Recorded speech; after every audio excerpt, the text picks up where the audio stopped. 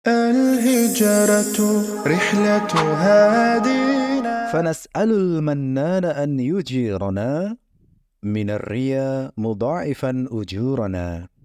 Selanjutnya kita meminta kepada Sang Maha Pemberi Nikmat untuk melindungi kita dari riya seraya melipat gandakan pahala kita. Saudaraku rahimakumullah, dalam kajian mendalam bait ke-18 ini insyaallah akan dibahas 3 topik, yaitu pertama pendalaman makna al-mannan, yang kedua pendalaman makna riya, dan yang ketiga membahas tentang maksud Allah melipat gandakan pahala. Hasanan, kita mulai dari yang pertama, pendalaman makna al-mannan. Makna al-mannan itu apa? Al-mannan maknanya adalah allazi yabda'u bin nawal qabla as-su'al, yang mulai untuk memberi sebelum diminta. Ya, jadi Allah itu punya sifat al-mannan karena Allah itu memberi nikmat dulu sebelum diminta. Bukti paling besarnya ya kita ini. Kita ini sebagai manusia kan nggak pernah mengajukan proposal menjadi manusia. Nggak pernah usul, nggak pernah minta. Padahal Allah itu sangat kuasa membuat kita menjadi tikus, anjing, babi, nyamuk, bisa. Nah, itu contoh sifat Allah al-mannan, memberi nikmat sebelum diminta. Nah, di samping Allah memiliki sifat al-mannan, Allah itu juga memiliki sifat al-hannan. Itu menyempurnakan sifat mannan. Apa itu hannan? Hannan itu adalah zat yang tetap meramahi walaupun dicueki. Ini sifat yang luar biasa ya. Kita saja sebagai manusia, kalau ada orang yang mencueki kita, yang tidak peduli pada kita, tidak butuh pada kita, atau tidak merasa butuh pada kita, tidak menganggap kita berharga, yang meremehkan kita, yang melupakan kita, apa kira-kira yang kita lakukan? Nah, kebanyakan dari kita pasti akan bersikap berpaling juga. Oh, dia cuek, ya sudah, saya cuek juga. Biasanya begitu. Kenapa? Karena yang demikian itu dianggap sebagai bagian dari harga diri. Tetapi Allah itu punya sifat hanan. Apa itu? Ya, ini karena demikian besar cinta kasihnya kepada hamba, maka hambanya yang cuek kepada Allah, yang tidak peduli kepada Allah, yang tidak merasa butuh kepada Allah, yang tidak menganggap Allah berharga, yang meremehkan Allah, yang melupakan Allah, itu saja Allah tetap memperhatikannya dan selalu membentangkan kedua tangannya untuk menyambutnya. Ya, makanya di kitab Al-Furuq disebutkan definisi al-hannan itu adalah allazi yuqbilu ala man a'rada.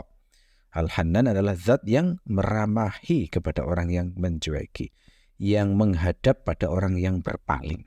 Ya. Oke. Hasanan, sekarang kita lanjutkan ke pendalaman makna riya. Kita mulai dari definisi dulu. Apa itu riya? Riya, kata Al-Jurjani, adalah tarkul ikhlasi fil amal bimulahadhati ghairillahi fihi. Meninggalkan ikhlas dalam beramal dengan cara berharap perhatian selain Allah dalam amal tersebut. Jadi kata kunci riya itu adalah ketika seseorang berharap perhatian selain Allah pada saat melakukan amal soleh. Itu sudah riya yang semacam itu ya. Kalau menurut Al-Harali, beliau itu mengatakan huwal fi'lul maqsudu bihi ru'yatul khalqi ghaflatan an ru'yatil haqqi wa imayatan anhu. Perbuatan yang dimaksudkan untuk dilihat makhluk karena lalai jika dilihat Allah serta membutakan diri darinya. Ya. Kalau menurut Burhanuddin, beliau mengatakan riya itu adalah iltifatul qalbi fit ta'at ila thawabi ghairillahi ta'ala. Perhatian hati saat melakukan ketaatan atau amal soleh pada balasan selain Allah. Ya, ini semuanya berdekatan ya, definisi-definisi ini. Intinya riya itu beramal supaya dilihat orang. Artinya beramal untuk selain Allah atau berharap balasan atau apresiasi dari selain Allah saat melakukan kebaikan. Nah, dalil-dalil menunjukkan bahwa riya itu adalah dosa yang sangat samar. Makanya disebut Rasulullah dengan istilah asyirkul asghar, syirik kecil. Misalnya dalam hadis riwayat Ahmad, saya bacakan hadisnya. An Mahmud bin Labid anna Rasulullah sallallahu alaihi wasallam qala inna akhwafa ma akhafu alaikum asyirkul asghar. Qalu wa ma asyirkul asghar ya Rasulullah? Qala ar-riya.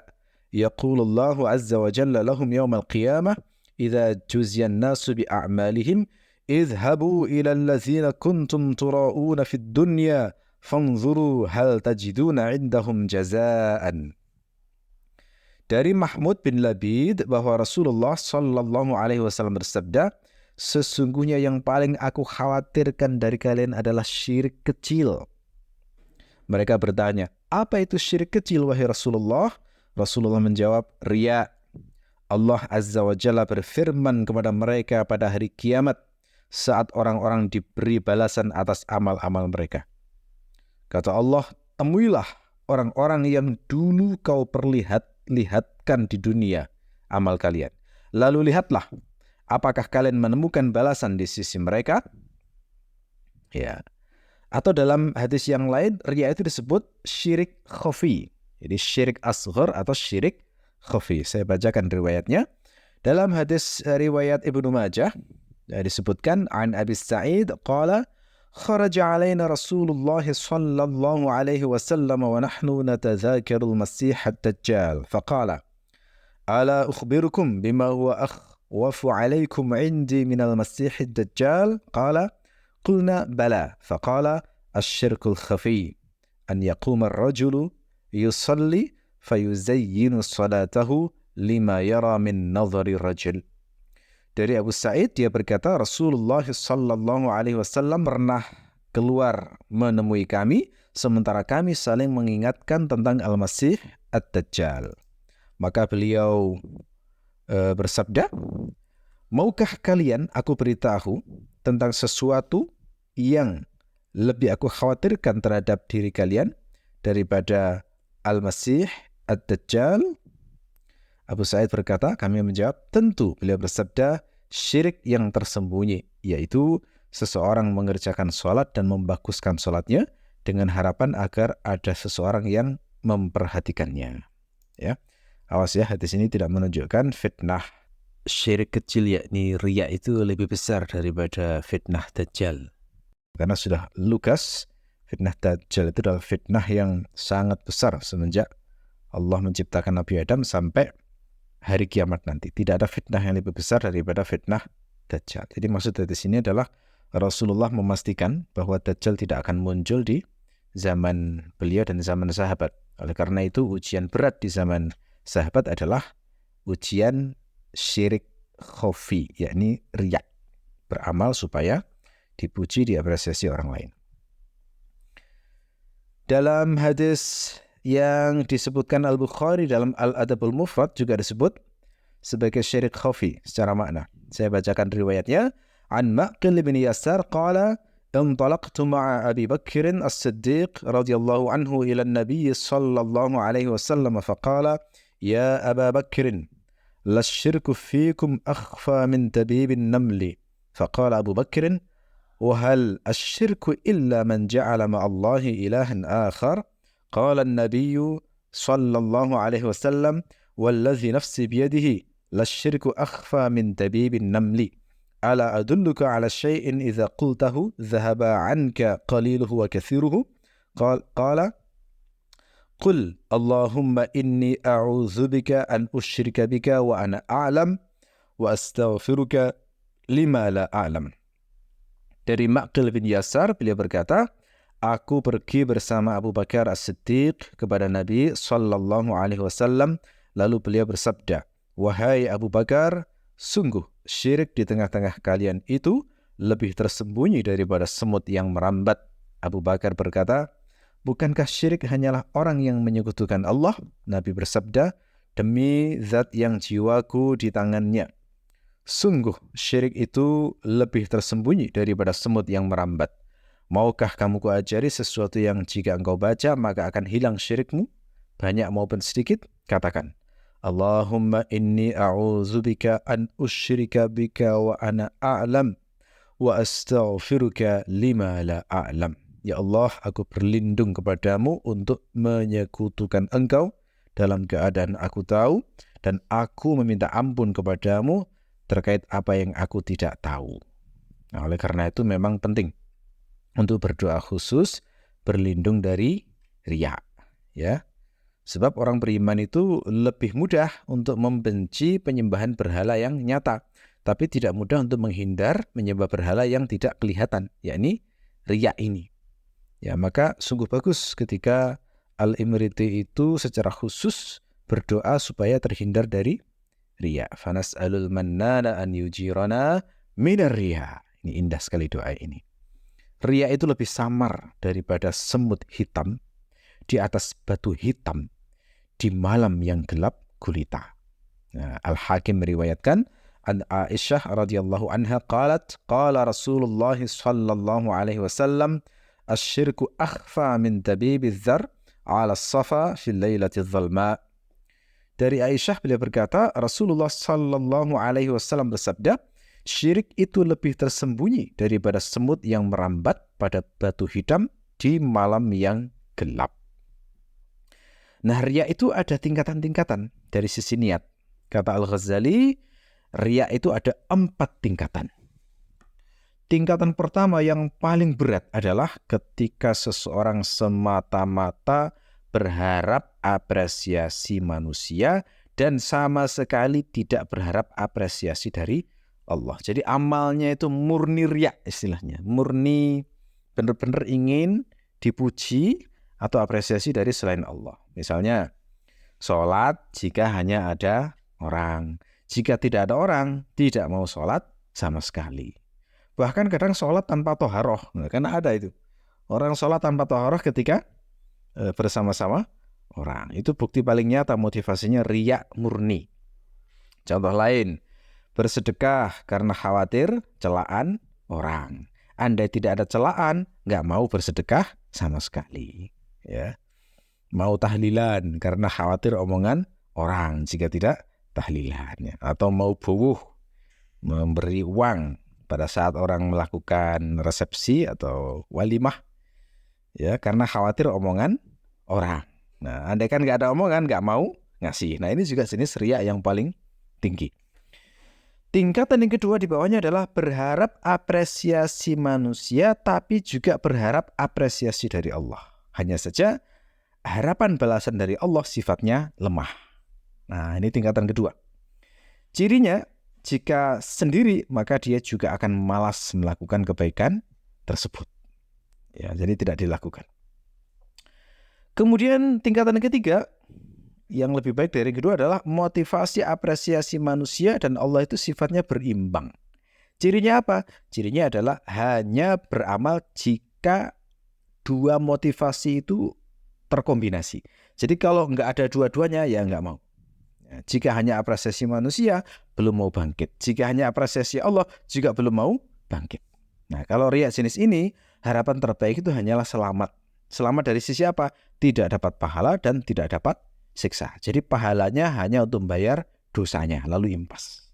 Tapi yang menakutkan, zahir riwayat menunjukkan jenis ini tetap nggak selamat, tetap berdosa itu.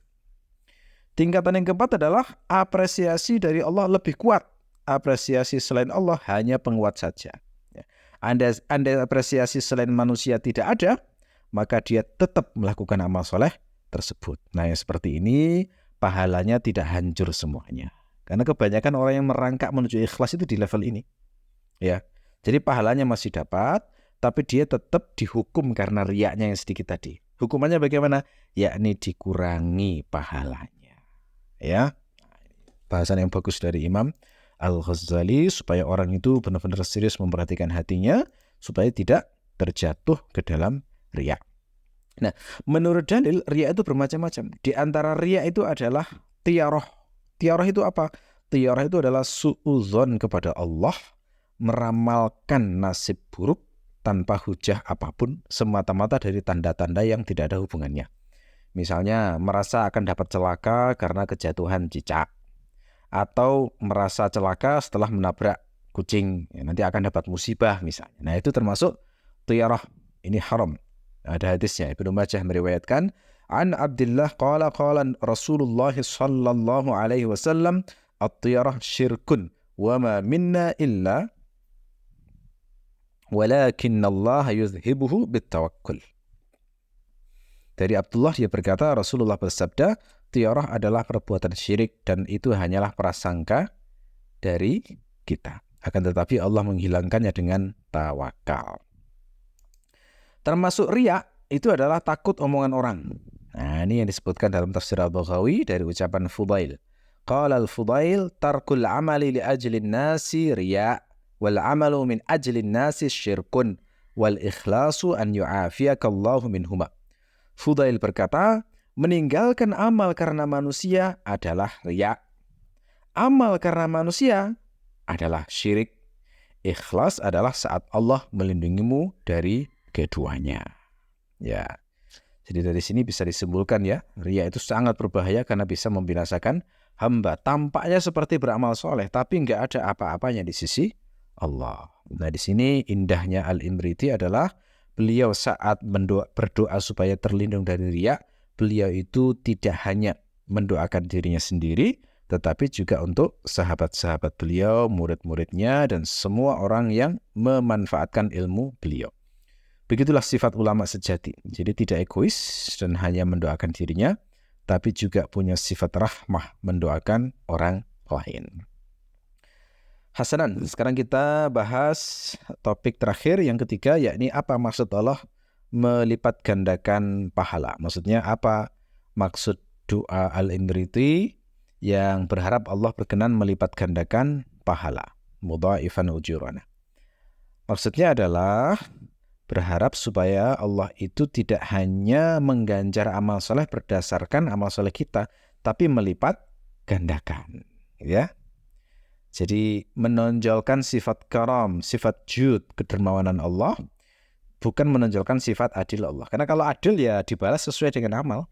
Kita beramal soleh 70 tahun misalnya, ya sudah surganya cuma 70 tahun. Tapi kalau dilipat gandakan, nah akhirnya lebih itu, dibalas dengan berlipat-lipat. Nah keyakinan ini, yakni keyakinan bahwa Allah melipat gandakan pahala, karena memang dalil menunjukkan Allah itu melipat gandakan sampai 10, 100, 700, sampai tak terbatas.